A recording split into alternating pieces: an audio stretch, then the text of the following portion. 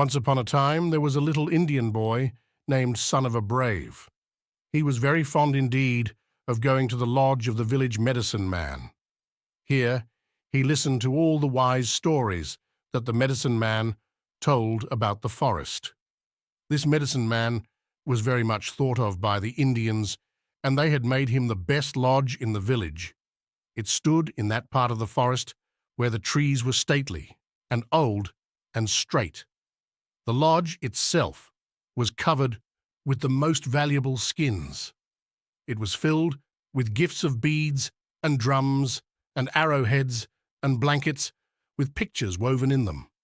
Son of a Brave used to gather some of the herbs that the medicine man brewed. In return, the Indian boy was allowed to sit inside the lodge beside the medicine man's kettle and listen to his sayings. The Indians have something to learn from every beast and fish and bird of the forest, the medicine man said one day. Son of a Brave felt very proud because his father was one of the big chiefs of the tribe. He was proud, too, that he, 12 years old, could shoot an arrow as straight as the young braves. So he found it hard to understand the medicine man. "What does the clumsy bear teach us?" Son of a Brave asked. "The value of sleep," replied the medicine man. "You like to sit up late at night, listening to the talk of your parents around the campfire. In the morning, you have dull eyes and heavy limbs. The bear comes out from her winter sleep, ready to rule the den and fight the whole forest." "Well, what does the silly salmon that hurls himself down the rapids teach us?" asked Son of a Brave. "The greatest lesson of all, that home is the best place," replied the medicine man. "The salmon swims far away from home, but always comes back to the hatching ground through the rapids." As Son of a Brave went out through the lodge, he was thinking very hard. There had been one question that he had wanted to ask the medicine man, but he had not dared. Of what use was the great stupid woodpecker that flew from tree to tree?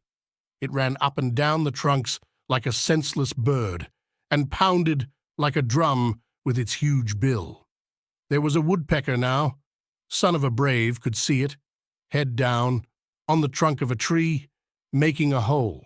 It wore a bright red cap, and its black eyes were as bright as those of an Indian. Its big black claws looked like hands. The boy stopped to watch the odd bird.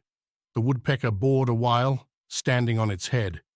Then it righted itself and made the hole larger.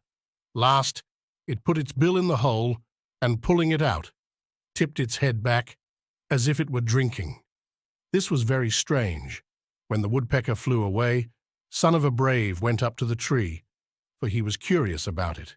It was still too early in the spring for the tree to have leaves. There was a little snow left on the ground, but the boy knew what kind of tree it was by its bark. He could find others like it all through the woods. He had a very sharp arrowhead stuck in his belt. He took it out and began chipping the hole in the tree trunk, which the woodpecker had started, until it was larger. To the Indian boy's surprise, thin sap began to run out of the tree. He put his lips to the hole. It was sweet sap, as sweet as wild honey. Son of a Brave stripped some bark from the tree and made a little cup. He filled this with the sweet sap and ran from one lodge to another in the village, asking the braves to taste it. They all said that the sweet sap was good. All the village followed Son of a Brave back to the forest, while he pointed out trees like the one which the woodpecker had tapped. They bored holes in them, and from each there flowed the first maple syrup. It proved that the medicine man had been right.